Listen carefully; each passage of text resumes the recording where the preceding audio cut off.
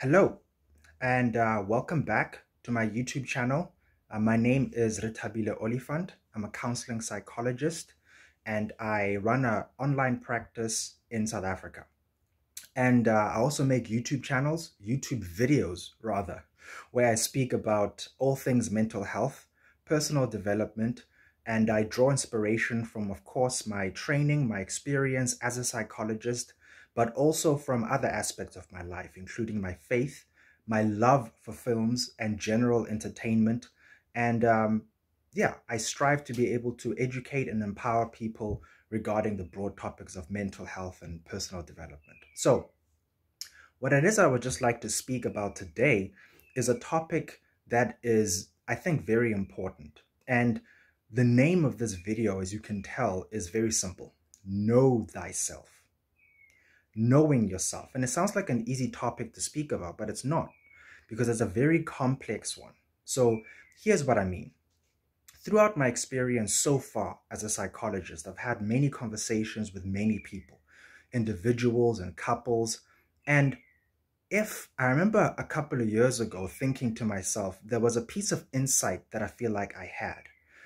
And when I go back and I would look at the patterns of the presenting problems that my clients were coming in about, there's one thing that increasingly stood out to me. And it has to do with this idea of the fact that many people don't know themselves. They really don't have a good grasp of who they really are.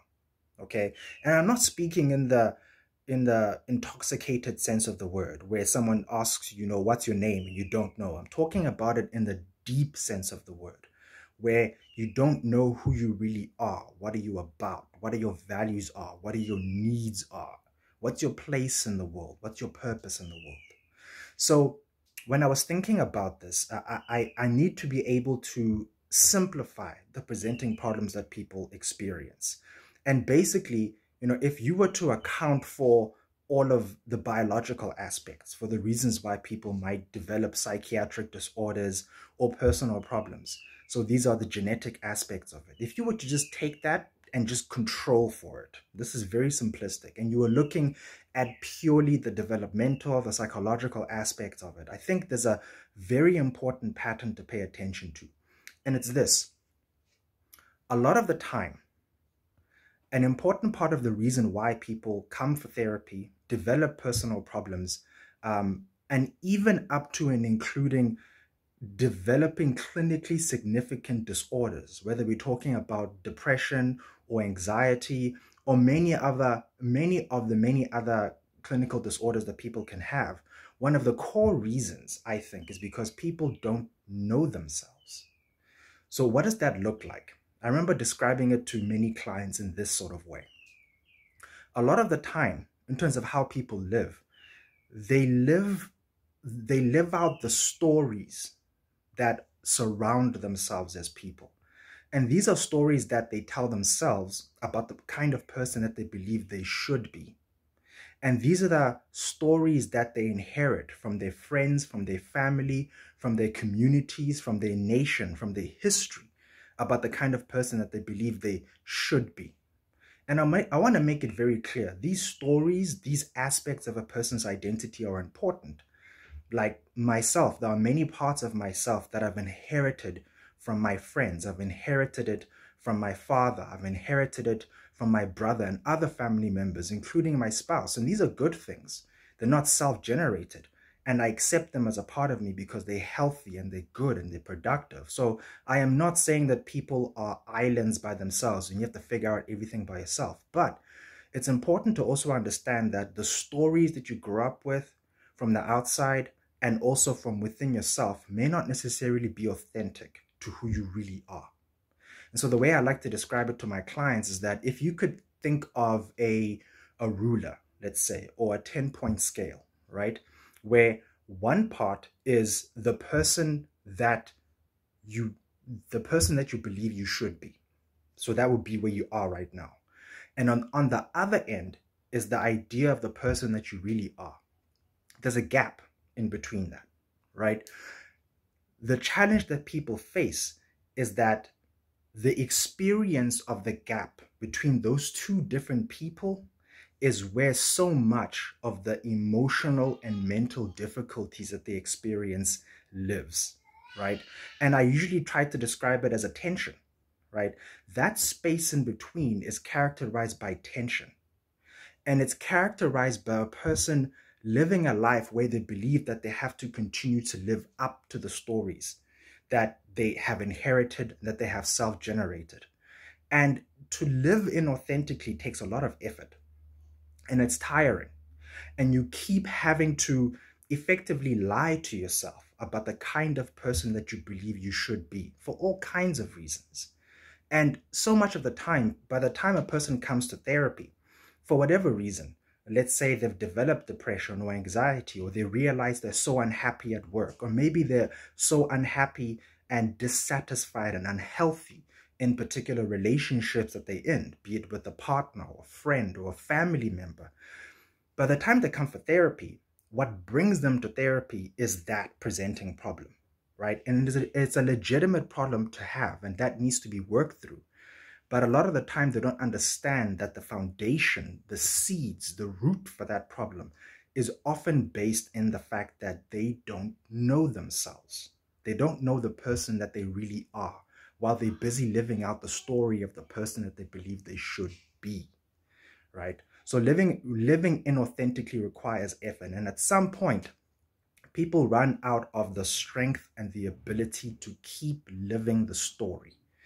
And that's the point at which many people begin to delve into coping mechanisms. And unfortunately, what a lot of people get into are unhealthy coping mechanisms, whether we're talking about using more substances like alcohol, or overworking themselves, or getting into other areas of life that are particularly unhealthy. And that's what brings them to therapy. But it isn't really the reason why they're there. And so this is the experience that I've had with many people. And the irony and the frustrating irony about this is that many people find themselves being able to live out their inauthentic lives so effectively that they come off as being that person to themselves and to other people. So that if you were to ask them and really find out if they were happy, if they were healthy, and they said no, you would find it to be very surprising. So what do you do about this? Well, part of my response to this is to kind of draw an image from some of the things that inspire me about this. When I think about the idea of knowing yourself, I think about in Greek history, in Greek mythology, the person of the Oracle of Delphi. So this is a person that people would routinely visit, right, for prophecies, for words of guidance regarding what to do. Everything from as basic as how to plant, when to reap, basic everyday things. And often people of significance and influence, kings and powerful people would go there to have a prophecy about what to do, what important decision that they need to make, up until and including if they should go to war, right? And one of the stories that comes to my mind is the story of this particular king, I believe. And you can correct me or update me regarding the details of it. But basically, they were about to go to war with a foreign enemy. And they needed to make up their minds about what was going to happen. They go to the oracle, they receive a word.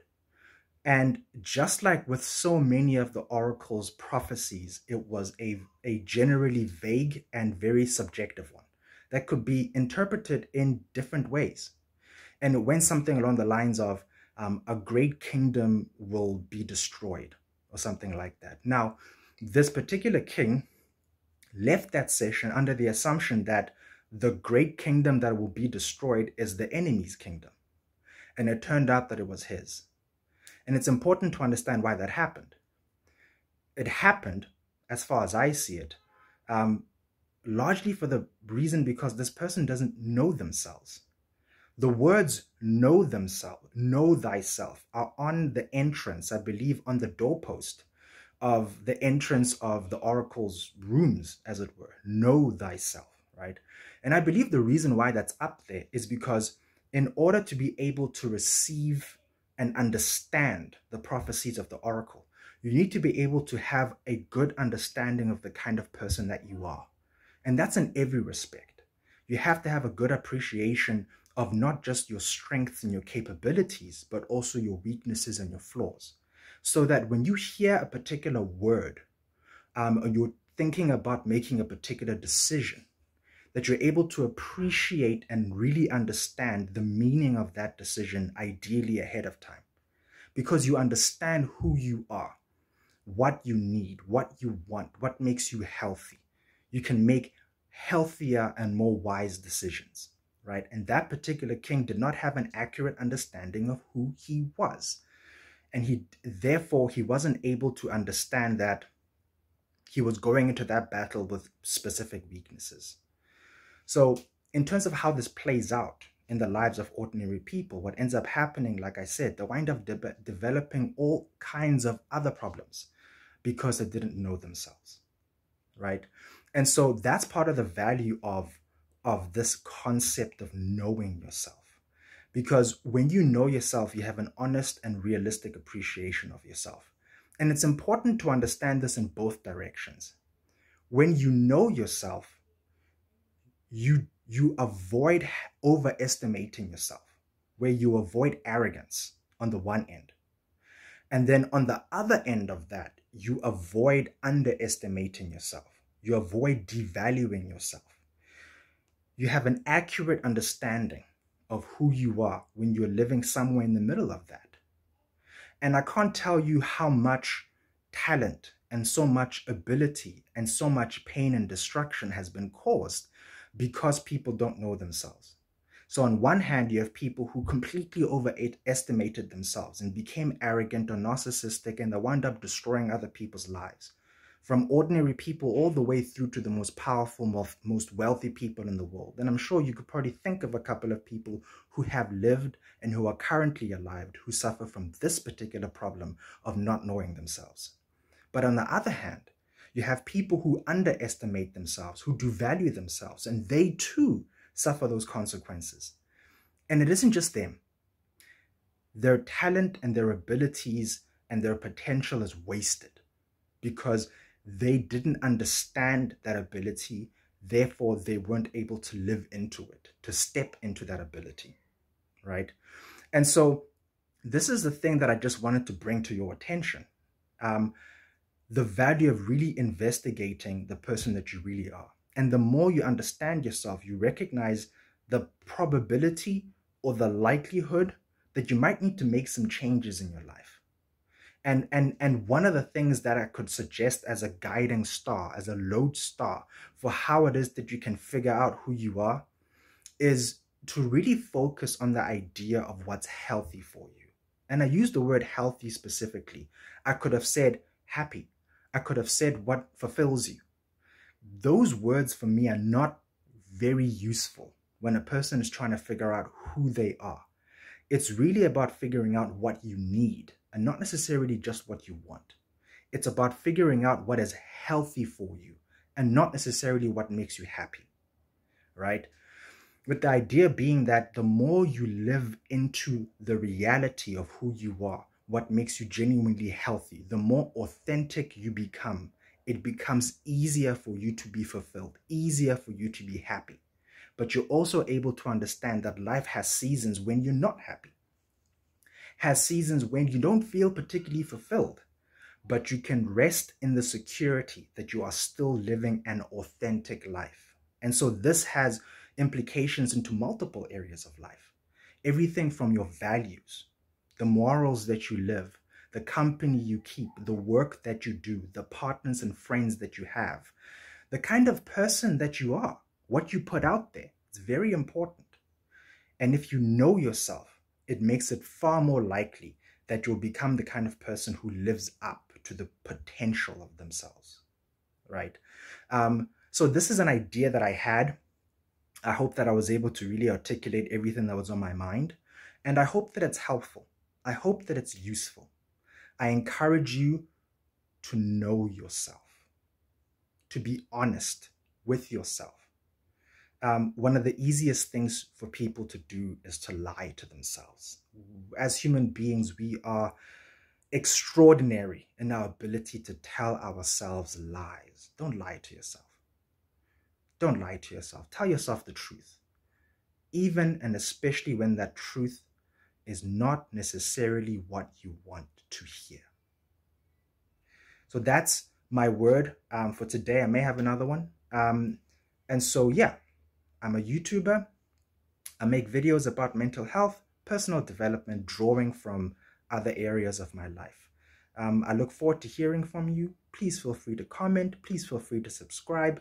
And my contact details are in the About description section on my YouTube channel. So have a great day. Bye-bye.